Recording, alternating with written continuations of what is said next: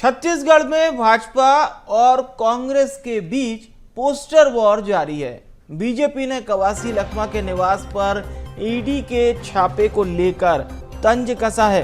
और आपको बता दें, बीजेपी ने अपने सोशल मीडिया अकाउंट पर एक पोस्टर भी अपलोड किया है। कांग्रेस के कुशासन में 2000 करोड़ का शराब घोटाला हुआ, अनपढ़ कहकर चोरी और फिर की सीनाजोरी। आगे लिखा गया है, घोटालेबाज ही है कांग्रेस सरकार, अधिकारियों पर ठीकरा फोड़ नहीं बच पाएंगे कवासी। तो ये वही पोस्टर है जिसकी हम चर्चा कर रहे हैं। इसमें लिखा गया है, अनपढ़ कहकर चोरी और फिर सीनाजोरी।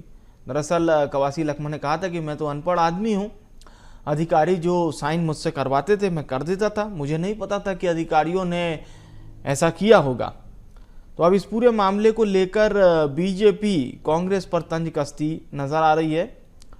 बीजेपी ने यह पोस्टर जारी किया है और साथ ही साथ कांग्रेस पर सवाल खड़े किए हैं कि आप इस तरह के दलीलों से खुद को अनपढ़ बताकर आप बच नहीं सकते, क्योंकि कवासी लखमा जो भूपेश सरकार में आबकारी मंत्रालय संभाल रहे थे, कवासी लखमा से जब मीडिया ने चर्चा की थी तो कवासी लखमा ने कहा था कि मैं तो अनपढ़ हूं, मुझे पढ़ना लिखना नहीं आता है, तो मुझसे जहां साइन करवाया जाता था मैं कर देता था।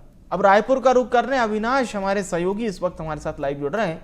अविनाश, कवासी लखमा ने मीडिया से ये कहा कि मैं अनपढ़ आदमी हूं, मुझे पढ़ना लिखना नहीं आता है।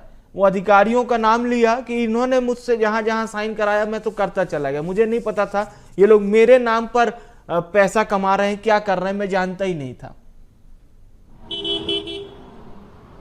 निश्चित तौर पर देखिए, कवासी लखमा का जो बयान सामने आया था ईडी की कार्रवाई के बाद, जब पहली बार कवासी लखमा जो कि पूर्व आबकारी मंत्री हैं वो मीडिया के सामने आए और उन्होंने इस बात का जिक्र किया कि जब शराब घोटाले हो रहे थे, जब शराब का जो घोटाले का जब काम चल रहा था तो उस समय उन्हें कोई जानकारी नहीं थी। यानी उन्होंने साफ तौर पर पूरा ठिकरा अधिकारियों पर फोड़ दिया है और उन्होंने साफ तौर पर यह भी कहा है कि अधिकारी आते थे, मुझसे हस्ताक्षर कराते थे और चले जाते थे और इससे उनको कोई लेना देना नहीं।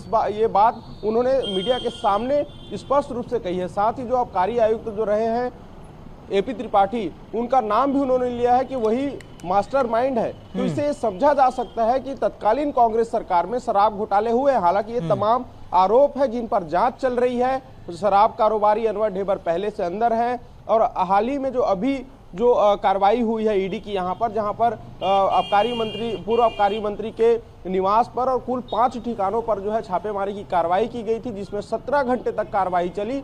17 घंटे कार्रवाई के बाद फिर वापस ईडी ने कवासी लखमा और उसके बेटे को समन भेजा था कि वो उनके दफ्तर में पेश हो, उनसे पूछताछ की जाएगी। लेकिन दफ्तर में भी नहीं पहुंचे। ईडी के दफ्तर पर भी दोनों, कवासी लखमा और उनके बेटा हरीश लखमा, दोनों उस दफ्तर तक नहीं पहुंचे। और इसके बाद से लगातार ये सवाल उठ रहा है कि आखिर शराब घोटाले मामले में जो पूर्व मंत्री हैं उनकी क्या हिस्सेदारी थी, क्या संलिप्तता थी, क्योंकि ईडी की कार्रवाई जो है लगातार बढ़ती जा रही है। और इसी को लेकर बीजेपी ने पोस्टर भी जारी किया है कि पहले काम चोरी और उसके बाद फिर सीनाजोरी। यानी सीधे तौर पर बीजेपी लगातार कांग्रेस पर निशाना साध रही है। तत्कालीन भूपेश बघेल की सरकार में, तत्कालीन कांग्रेस की सरकार में जो शराब घोटाले हुए हैं उसका मास्टरमाइंड कौन था, ये सब जाहिर करने का प्रयास जो है इस पोस्टर वॉर में किया जाए और कुल मिलाकर कांग्रेस पार्टी और पूर्व मंत्री कवासी लखमा को घेरने का प्रयास किया गया है। जी अच्छा, दो बातें अविनाश, जैसा कि आप बता भी रहे थे, एजाज ढेबर के जो भाई अनवर ढेबर के 2 सहयोगी, कुल 3 लोगों को जेल हुई थी। फिर वो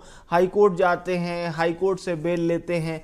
और आपको भी याद होगा कि जब भूपेश सरकार अस्तित्व में थी तब कांग्रेस यही आरोप लगाती थी कि ये आबकारी घोटाला है ही नहीं, ये तो हमारे लोगों को परेशान करने की साजिश है। सरकार बदल गई, बीजेपी की सरकार आ गई और अब कहीं ना कहीं भाजपा जाहिर सी बात है पावर में भी है। और ऐसे तमाम चीजें, चाहे कवासी लखमा को लेकर हो, कि आगे तक ये पहुंचते पहुंचते मामला तत्कालीन मुख्यमंत्री तक भी चला जाएगा।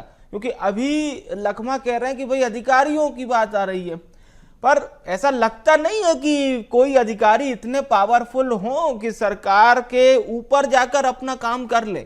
मतलब ये चीज पचने जैसा तो नहीं है। हालांकि कवासी लखमा सीधे साधे हैं, हो सकता है उनमें ऐसा शक हो रहा हो उन अधिकारियों पर।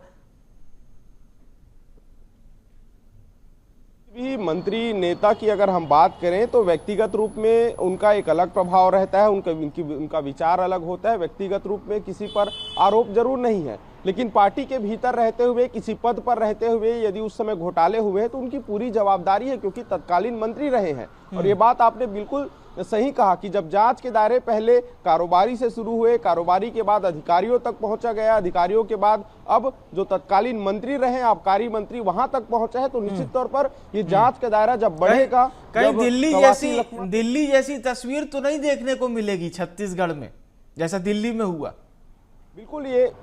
बिल्कुल ऐसा जांच के दायरे में अगर ऐसा कोई सूत्र अगर ईडी को मिलता है, क्योंकि हाल ही में जो कवासी लखमा के घर छापेमारी की कार्रवाई की गई है, उसमें कवासी लखमा, हरीश लखमा के मोबाइल फोन को जब्त किया गया है। इसके साथ ही कई जरूरी दस्तावेज ले जाया गया है, ईडी ने जब्त किया है। अब ये जांच के दायरे खुलेंगे तो परत दर परत खुलासा भी होगा।